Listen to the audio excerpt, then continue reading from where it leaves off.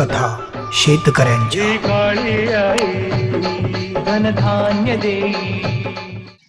मंडळी नमस्कार. आजच्या आपल्या या सोयाबीनला 11वा दिवस आहे. 25 जूनची लागवड आणि अशी इथं स्थिती आहे.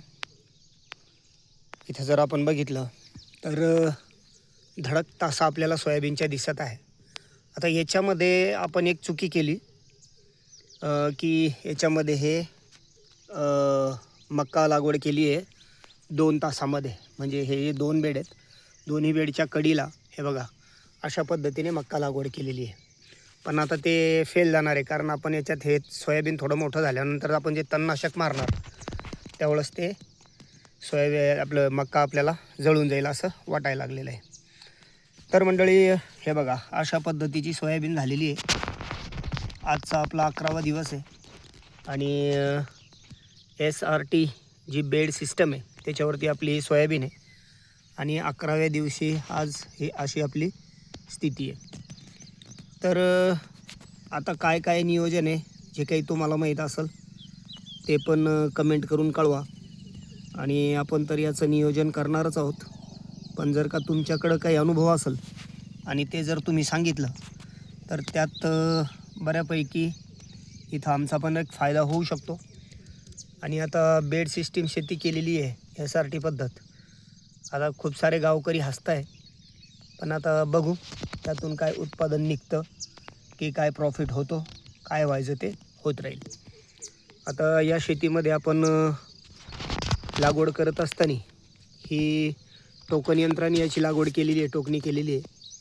आणि अशा पद्धतीची आज इथं स्थिती आहे. तणनाशक आपण याच्यामध्ये मारलं होतं. तणनाशक मारल्यामुळे याच्यामध्ये फक्त आपल्याला सोयाबीन, तूर आणि लावलेली मक्का हेच दिसतं आहे.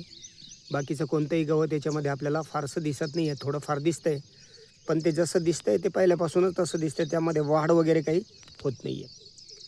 तर मंडळी SRT पद्धत बेड सिस्टीम ही शेती आपण केलेली आहे. कोण कोण करता कमेंट करा. आणि याचे वेळोवेळी काय आपल्याला फायदे आहेत, जसं आता याच्यामध्ये आपण खुरपणी वगैरे थांबवलेली आहे.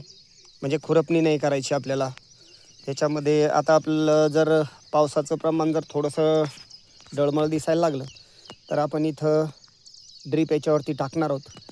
आणि आपल्या त्या सोयाबीनच्या तासात आणि ह्या सोयाबीनच्या तासात 10 फुटाचं अंतर आहे. आणि या तुरीच्या तासात आणि या तुरीच्या तासात 10 फुटाचं अंतर आपण इथं घेतलेलं आहे. आता बरेचसे लोक म्हणतात की हे खूप पातळ झालं आहे वगैरे वगैरे, पण आता बघू. हे आपल्याला एक अनुभव घ्यायचा आहे. आणि यावर्षी आपण एक 5 एकरमध्ये हे सगळं केलेलं आहे. बघूयात काय होतं काय नाही. चला, कसा वाटतो हा व्हिडिओ आणि आता आम्ही पुढं काय काय नियोजन केलं पाहिजे कमेंटद्वारे कळवा. किंवा स्क्रीनवर माझा नंबर पण येतो आहे, त्या नंबरवरती कॉल करूनसुद्धा मला थोडंफार सजेस्ट करू शकता. ज्यांच्याकडे SRT शेतीचा जो काही अनुभव आहे त्यांनी त्या अनुभवातून आम्हाला थोडंफार मार्गदर्शन केलं तर काही वावगं नाही आहे. चला, कसा वाटतो व्हिडिओ पुन्हा एकदा सांगेल कमेंट करा. आणि चॅनलवर नवीन असाल तर चॅनलला फॉलो करा. धन्यवाद. कथा शेतकऱ्यांच्या. धनधान्य देई